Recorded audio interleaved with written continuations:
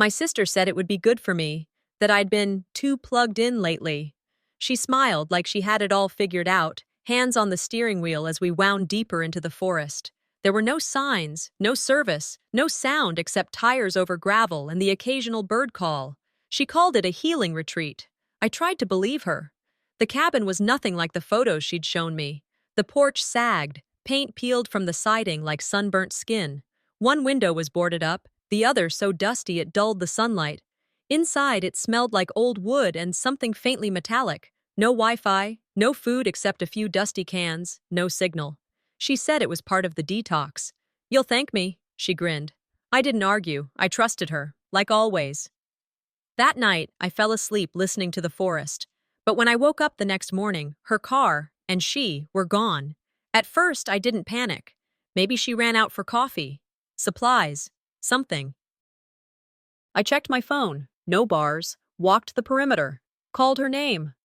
Hours passed. The light shifted. And with every hour she didn't return, something inside me began to unravel. By noon, I was pacing. By afternoon, I was climbing a hill behind the cabin, trying to catch a signal. Nothing. Just trees, miles thick, swallowing the horizon. No houses, no roads, no people. I made my way back as dusk crept in. My chest tightened with every step. Still, I tried to reason. Maybe she got lost. Maybe the car broke down. But a whisper in my mind grew louder. She's not coming back. I didn't sleep much that night. Something shuffled near the cabin. Could have been a raccoon. Could have been nothing. But I clutched the flashlight tight under the thin blanket and stared at the door until dawn. The morning brought silence and memories. Growing up, she was always the one in charge. The loud one, the brilliant one, the one who got forgiven for everything. I was the shadow in her spotlight, the one who cleaned up the messes, made the calls, stayed quiet at Thanksgiving when she turned every dinner into theater. I was the peacemaker, the good girl, the afterthought. Last winter, she lost her job, slept on my couch for 3 months, never paid rent, never even said thank you. When I gently brought it up, she laughed and said, "You owe me, remember?" My therapist once asked, "Are you confusing loyalty with tolerance?" I didn't answer her then. I think I'm starting to now. By the second day, panic had shifted into something sharper, suspicion. I tore through the cabin, opened every drawer, cabinet, closet, the just cleaned room she'd promised, thick with dust. No sheets. No sign anyone had been here in months. The pantry held 3 cans of beans, a bag of stale rice, and an empty box of crackers. No fresh food, no real supplies. Her bag was gone. Mine was here. My phone, still useless. I didn't even have a charger. I started rationing the water in the sink's old filter pitcher, wrapped a blanket tighter around myself. I kept the fireplace going, more for light than warmth. And the sounds outside, branches snapping, wind dragging across the roof, got louder. I wasn't just forgotten. I was abandoned. The next afternoon, I grabbed the flashlight and pushed farther into the woods. My legs ached. My throat itched from dry air and adrenaline. I just needed someone. A ranger station, a cabin, anything. But instead of help, I found something worse. There were tire tracks near a bend in the path, fresh, but too wide for her sedan. Maybe a truck. I followed them, cautiously, and they led me to a collapsed wooden shed, half-eaten by vines. The roof had caved in, but inside, among the debris, something caught my eye. A photograph. It was dusty, faded, torn down the middle. I picked it up, heart pounding. It was me. A childhood picture, me and her. Only my half remained. Her face had been ripped away. I looked at the edges, the way the tear curved, deliberate. My mouth went dry. She brought this here. Why? I staggered back. That old whisper, now a scream in my chest. This wasn't forgetfulness. This was planned. I got back to the cabin as the sun slipped away. My hands were trembling. I lit a fire, but not for warmth. I wanted it seen. Maybe someone out there would notice. I found a journal in the drawer, pages mostly blank. I started writing. If anyone finds this, I didn't come here alone. I stared at the page a long time. My sister did this. She brought me here. She left me here. And now I have to figure out why and how to get out. I decided to try hiking out at first light. I'd choose one direction, mark trees with rocks or sticks, leave signs, something. But before that, I needed rest. As I lay down, wrapped in every blanket I could find, I stared at the dark ceiling. And for the first time, I didn't feel afraid. I felt angry. Something's not adding up. This wasn't a mistake. It was close to midnight when the phone rang. The old landline, the one tucked beneath a crooked lamp in the corner, had been dead since the day I got here. But that night, it rang. Just once. A single shrill pulse that snapped through the silence like a scream. I nearly fell getting out of bed, heart punching against my ribs. I grabbed the receiver before the second ring, but there was only static. And then, nothing. I stood there, breathing shallow, listening to a line that didn't even hum. A full minute passed before I set the phone down. That's when I noticed my cell phone screen. It was lit up. 10 missed calls, no signal, no service. But the log was there, flashing like a warning. Unknown number. 10 calls. No voicemails. Just timestamps, clustered within minutes. Then gone. And something about it felt timed, like the wind had carried it in, like someone knew exactly when I'd be most alone. I didn't sleep after that. The next morning, the calls came again. 15 this time, then 20. By noon, I'd lost count. Each one left a trace, an echo of something I couldn't hold. When I finally caught a voicemail, her voice was breathless, shaky. "Please, just pick up. Please, don't do anything stupid." I played it again, slower this time. In the background, footsteps, a door creaking shut. Distant voices, none familiar. No car noise. Not her usual ringtone energy, either. It was too staged, too clipped. I played another message. This one started with silence, then a deep breath. "You need to listen. Things are not what you think." That one, too, ended with a cut-off click, like she hadn't meant to send it. Or maybe she had. She wasn't just calling. She was pacing, timing, performing. I kept a log in my journal. Every time it rang, every missed call, every message that slipped through the cracks. Some were just static, others sounded like recordings. The longer I listened, the clearer it became. This wasn't guilt. It was control. I sat with my back against the wall, letting it all click into place. She'd done this before. Called me at work 10 times in a row because she needed help covering rent. Showed up crying outside my apartment when she'd blown her third job in 2 months. Made me cancel plans to talk, only to dump her mess in my lap and leave. Back then, I let it happen. I believed her tears, her stories. I believed in her more than she ever did me. But this time, something had shifted. This wasn't panic. This was a game. I remembered what my old boss told me once, after I left work early to help my sister again. When people show you who they are, don't ask for a second take. I didn't answer the calls. Not one. Instead, I started making plans. Midday, hungry and shaky, I looked for anything edible. I opened a drawer she'd told me not to touch. Private stuff, she'd said. But privacy doesn't mean much when you're left to rot. It was locked, but the cabin wasn't exactly secure. I jimmied it open with the broken end of a coat hanger I'd twisted from the closet. The lock popped. Inside, papers, a deed, bank statements, an envelope addressed to a lawyer. I opened it. Her handwriting was unmistakable. My name was mentioned 4 times. Legal terms, transfer of ownership, a property I didn't even know we co-owned. She was trying to move it out of my name. My throat tightened, but my mind didn't fog. It sharpened. She hadn't just left me here. She'd needed me gone. I took photos of everything, angled them in the light, saved them on the phone, just in case. That's when the landline rang again. This time, I didn't move. The sound felt different now. Not a lifeline, but a siren. At dusk, I dragged a chair outside, climbed to the ridge behind the cabin, where the trees thinned and the wind cut sharp. I held my phone high, walked in slow circles. A bar blinked, then vanished. I tried again. This time, it connected. For 1 second, just long enough. I hit 911, and then the line dropped, but not before a text slid through. From her. If you leave, they'll find you. I stared at those words until they burned. They. It wasn't just her. My pulse quickened, but not from fear. Something colder settled in. I wasn't the one unraveling anymore. I was watching her unravel from a distance and documenting every thread. That night, I lined tin cans outside, strung up fishing line near the back window. Not traps, alarms, anything to warn me if someone, or something, came too close.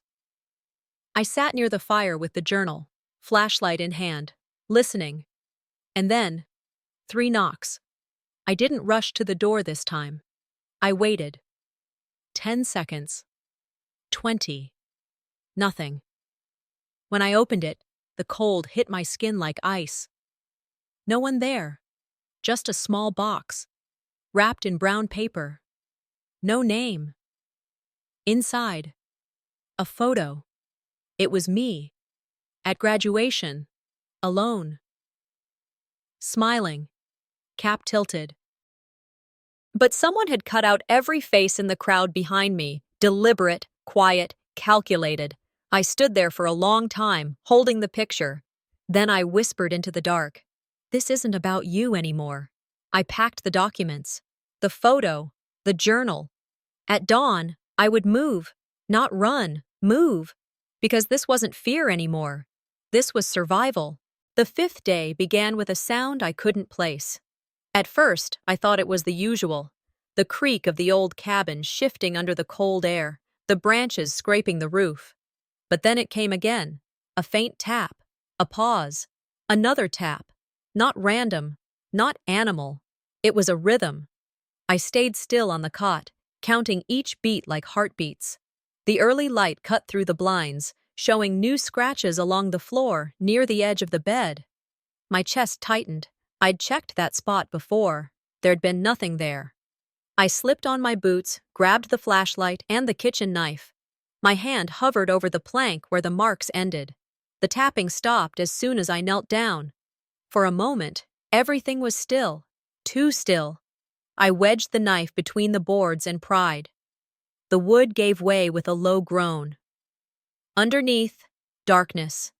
Not the shallow crawl space I expected, but a hole deeper than the cabin should allow. Cold air rose up from it like a breath. I whispered to myself, "This place is lying to me."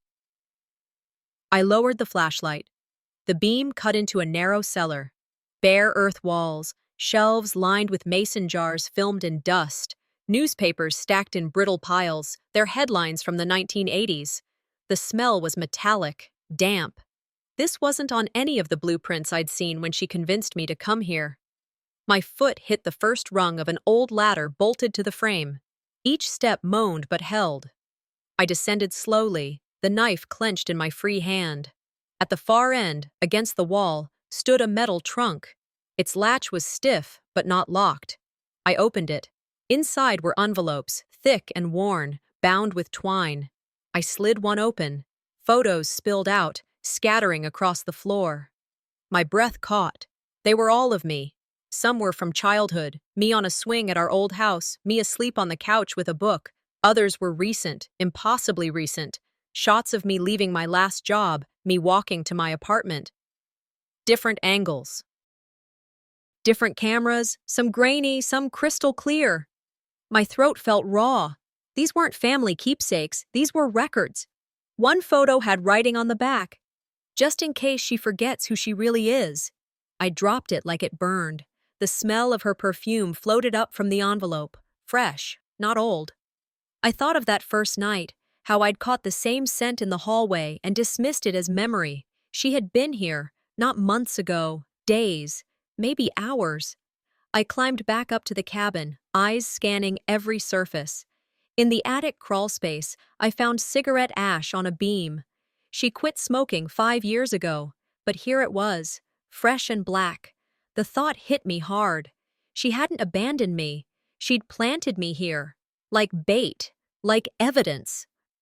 I replayed her voicemails again, this time with the photos laid out on the table. One timestamp lined up exactly with a picture of me from last week. She wasn't far away when she called. She was nearby, watching. I checked the vents.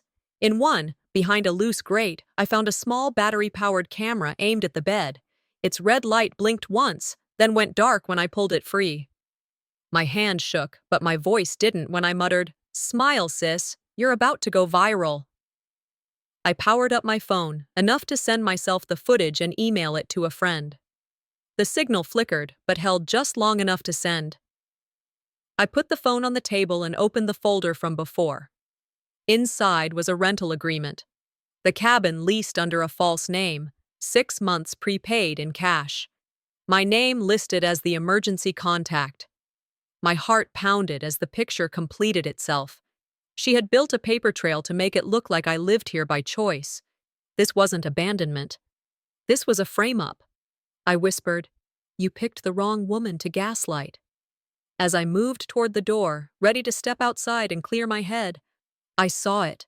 Mud on the floor, a boot print larger than hers, fresh.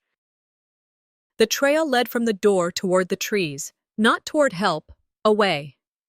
I stuffed the photos, documents, and camera into my bag, zipped it, and tightened the straps. I locked the door behind me, even though I knew locks didn't matter out here. I stepped onto the porch, glancing once more at the cabin that had been my cage. "No more shadows," I said to no one. And then, from the woods, a man's voice called out, low and deliberate, "You weren't supposed to find that." It was close to noon when the cabin phone rang again. I hadn't touched it since the night it first screamed to life.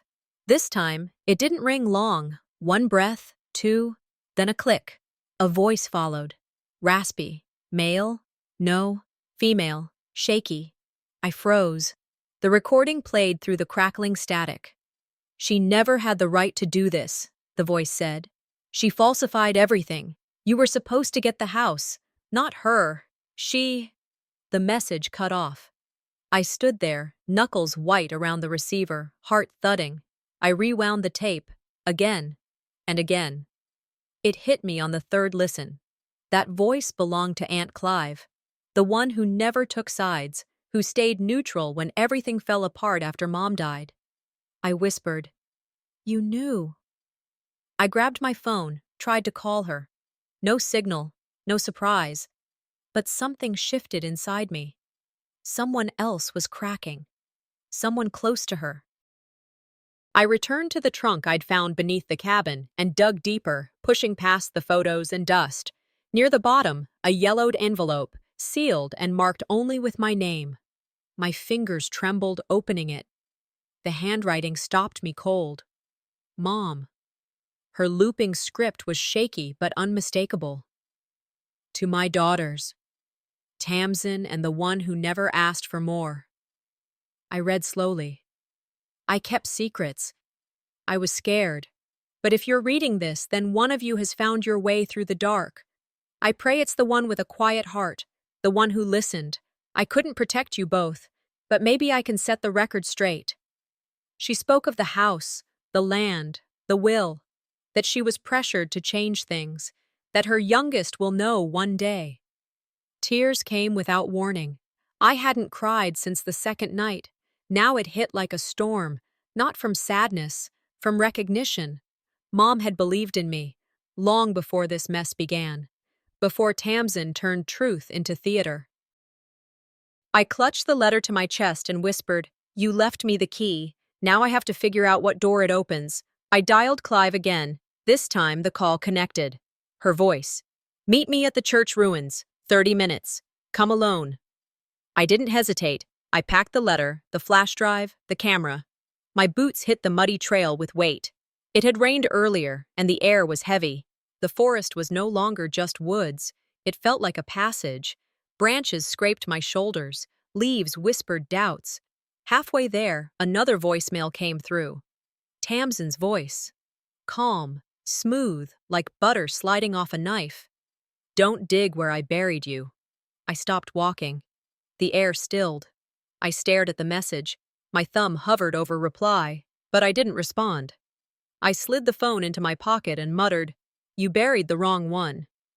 The old church ruins stood like bones in the clearing, crumbling stone and ivy. Clive waited, hood up, hands shaking. She didn't hug me. I didn't look me in the eye, just turned and walked toward the back wall. "I don't have much time," she said. "If she finds out—" "What did you do?" I asked. She didn't answer. Instead, she reached behind a fallen beam and pulled out a steel box bolted into the foundation. With effort, she turned a rusted key and the latch gave. Inside, documents, folders, deeds, a will, originals.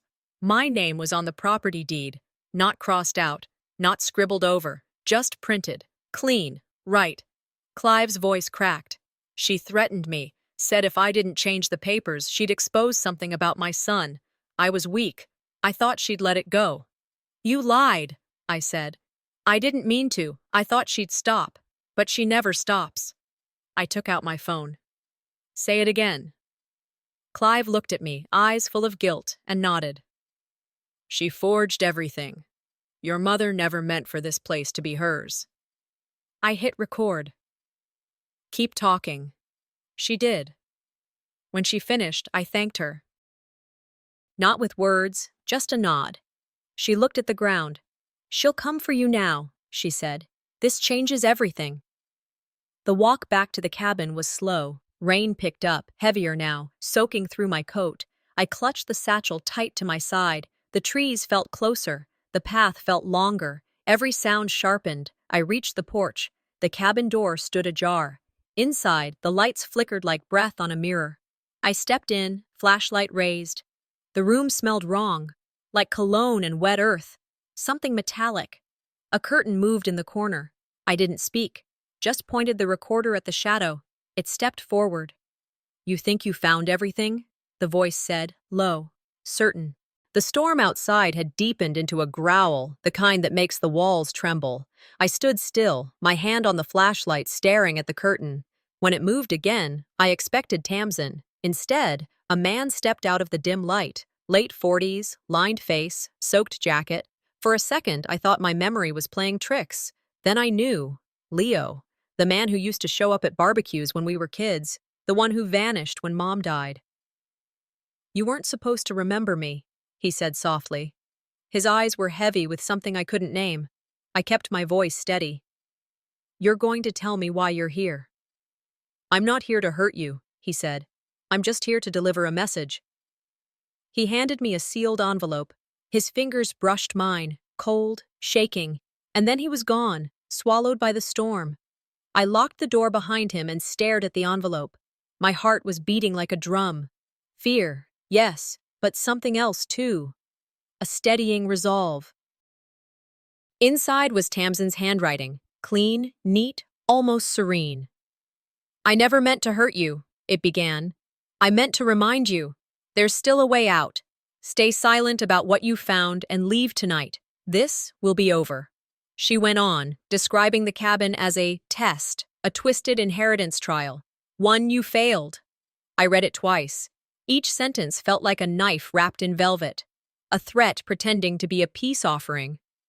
My blood ran hot. This was her pattern. Dress cruelty up as care, make me feel like the problem. I folded the letter slowly, breathing deep, feeling my jaw tighten. I started pacing. The floor creaked under my boots as I read her words aloud, like spitting poison out of my mouth. Flashbacks hit me. The vase she broke when we were girls. How I'd lied to protect her. Every phone call she'd used to pull me out of my own life. This was no different. Just bigger stakes. I stopped pacing. The letter trembled in my hand, but not from fear. From decision, peace or justice.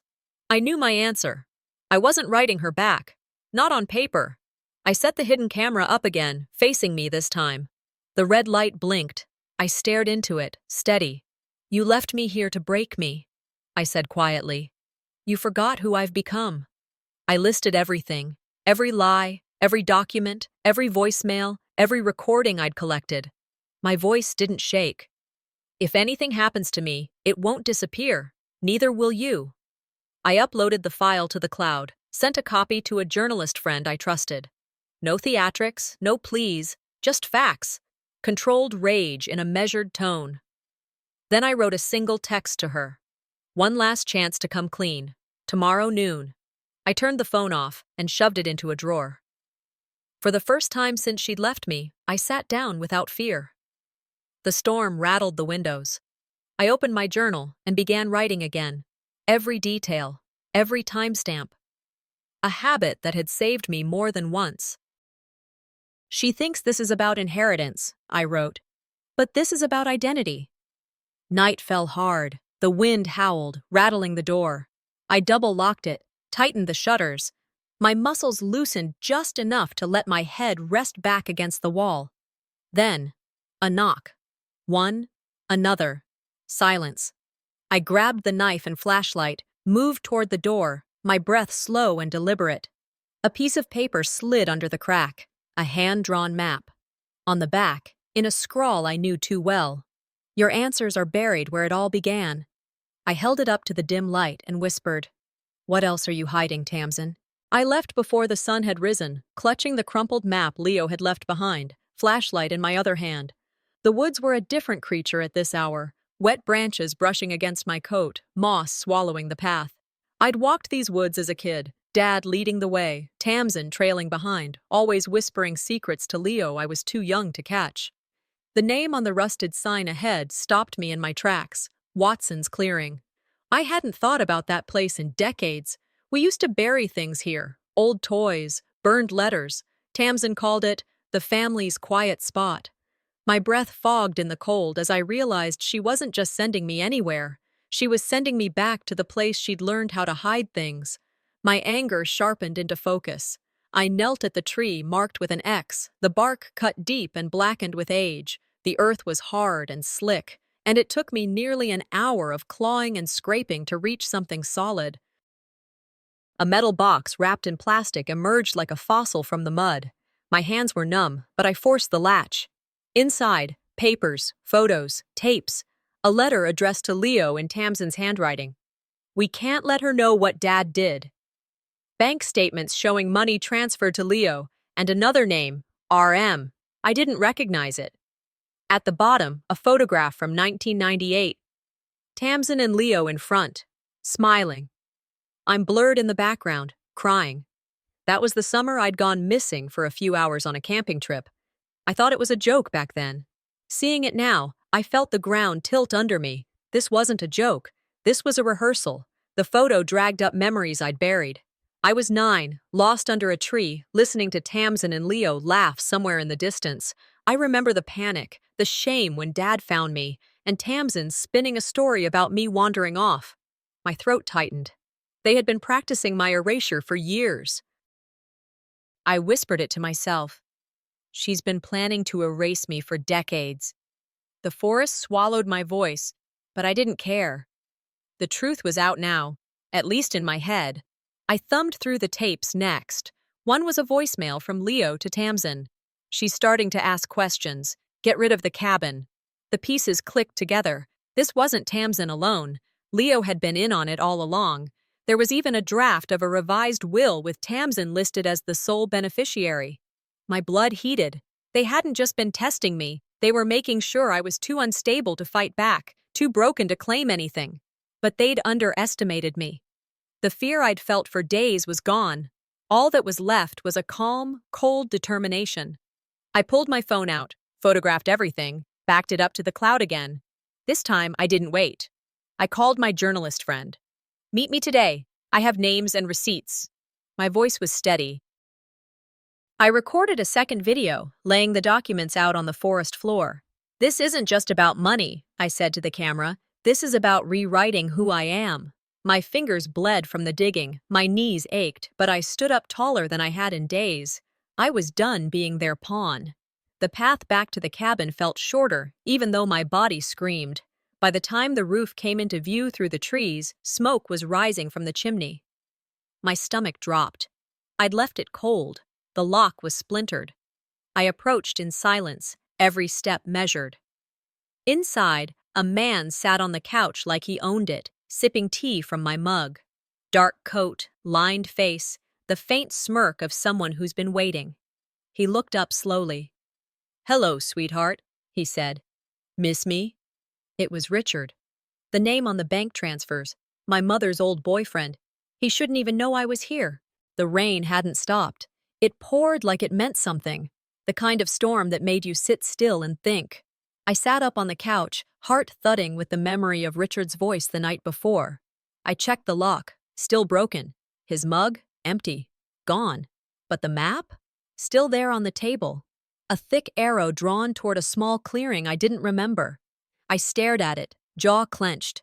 This wasn't about hiding anymore. This was about finishing what I should have finished years ago. I packed the evidence I'd dug up, my flashlight, and an extra battery for the recorder. I didn't care about the mud or the cold. I threw on my coat and walked out the door without looking back. No more fear. I was walking toward it now. The path was nearly swallowed by overgrowth. I followed the directions on the map through trails slick with rain, boots sinking into earth softened by rot. When I reached the clearing, I almost didn't see it at first. Half covered in leaves and roots was a metal casing, bolted into a stump. The lettering was faded but readable. Keel Survey, 2004. I got on my knees, pried it open. Inside were rolled blueprints, survey maps, a notarized letter. I took them out one by one, carefully. These weren't just any documents. They were water rights, full land surveys, lines carved straight through the woods, and the cabin. I found her name. I found mine. 2 parcels, 2 intended owners, not one. And that's when I saw it, our mother's signature, initials beside mine. She'd meant for me to have half, not just the land, the mineral rights, the water underneath, the entire foundation. She never wanted Tamsin to have it all. She'd lied, again. I stood still, soaked to the bone, the storm soaking the paper in my hands. I should have felt fury, but all I felt was something stronger. Vindication. She'd buried the truth, but she couldn't rot it away. Hours later, I met Clive at a cafe in town. Neutral ground. I didn't want more shadows or secrets. I laid out the survey. He didn't touch it, he just sighed. That was never supposed to see daylight. I slid the second folder across the table. You recognize this? Rourke's private ledger. Payouts. Some directly from Tamsin's estate account. Others filtered through a fake consulting firm. Clive didn't blink. He was always her legal weapon. Never mine. I just didn't want to believe it. I hit record on my hearable. His voice didn't shake. He took bribes. He suppressed that survey. He threatened me not to talk. That was all I needed. Back at the cabin, I didn't wait. I scanned every document, clipped the audio.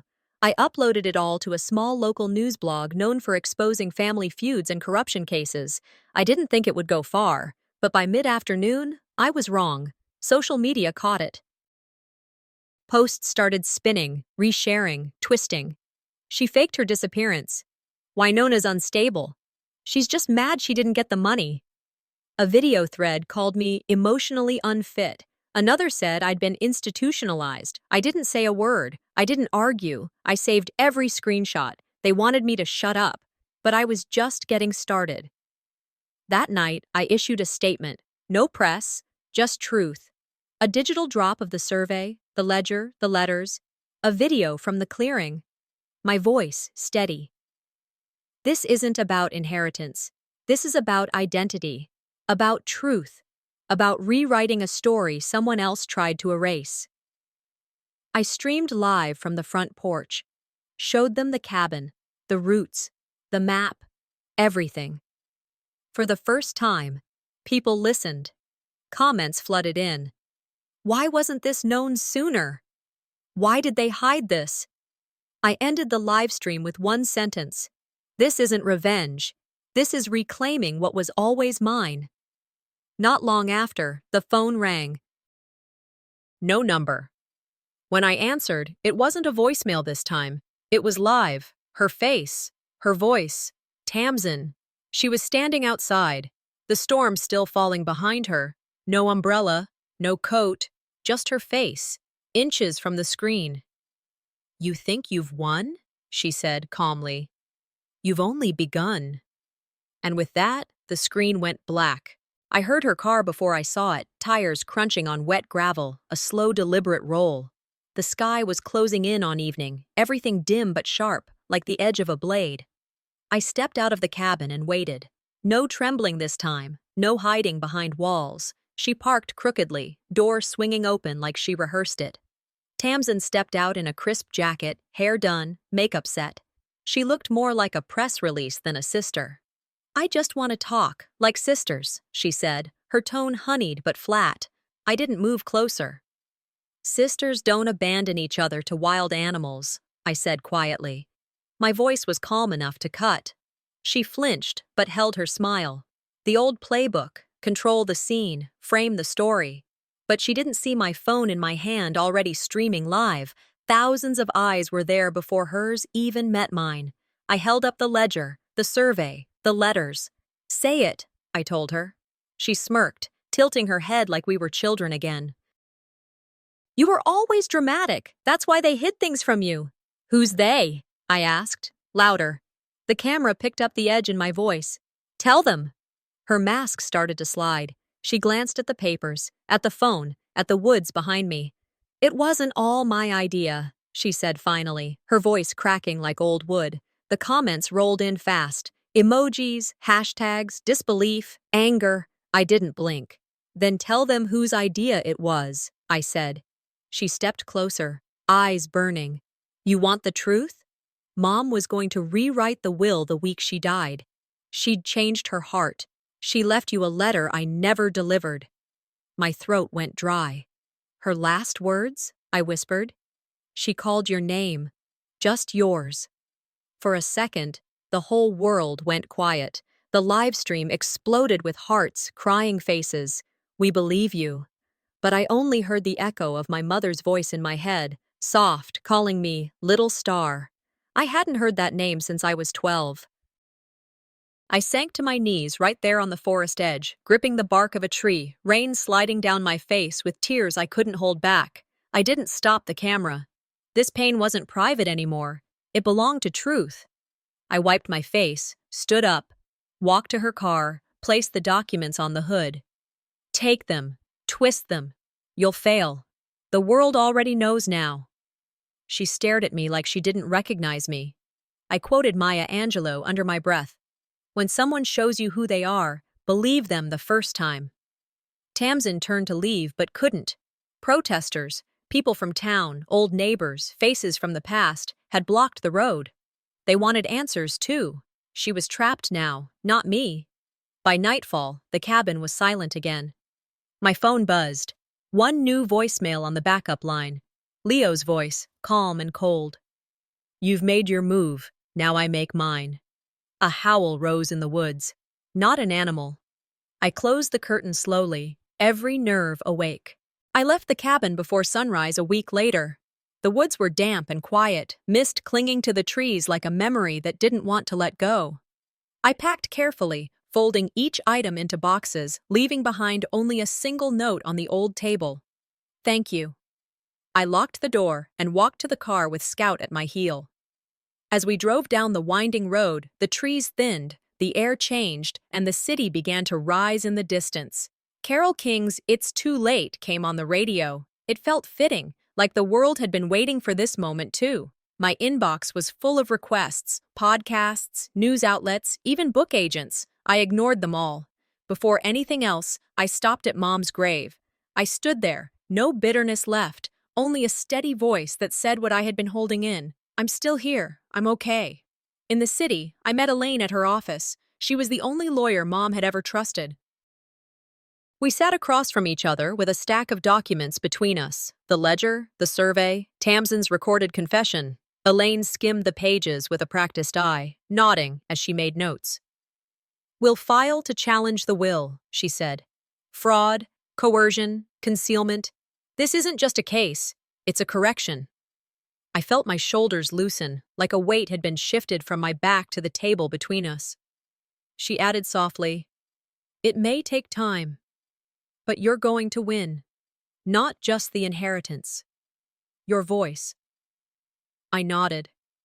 But the truth was, I already had. Breaking the silence was the real victory. Leo thought he could disappear. He underestimated the power of an audience that had walked with me through every dark turn. A follower recognized his truck in Idaho. Another dug up his old tax filings. Within days, he was arrested for elder abuse, tax fraud, and tampering with legal records. It was all over the news. I didn't rejoice. I just exhaled for the first time in months, knowing danger was no longer moving in the shadows. Tamsin disappeared from public view too. Word reached me she was in therapy now, haunted by guilt. I didn't know if that was true. I didn't need to. I began to rebuild, not replace. I started painting again. Large canvases of moonlight breaking through trees. A gallery in Maine offered to exhibit my series, calling it Inheritance. I adopted a one-eyed mutt from the shelter, named him Scout. Neighbors looked at me differently now, not with pity, but with respect. I learned to say no without guilt and yes without fear. For the first time, life felt like something I was shaping, not surviving. One night by the sea, I sat at my desk with a candle burning low and wrote a letter to Mom. You were not perfect, but you tried. And I see that now. I folded it, sealed it, and placed it into a bottle. At dawn, I waded into the water and let it go. It wasn't forgiveness for her, it was freedom for me. The only inheritance that mattered was learning how to stand, I whispered. A week later, there was a knock at my door, unexpected.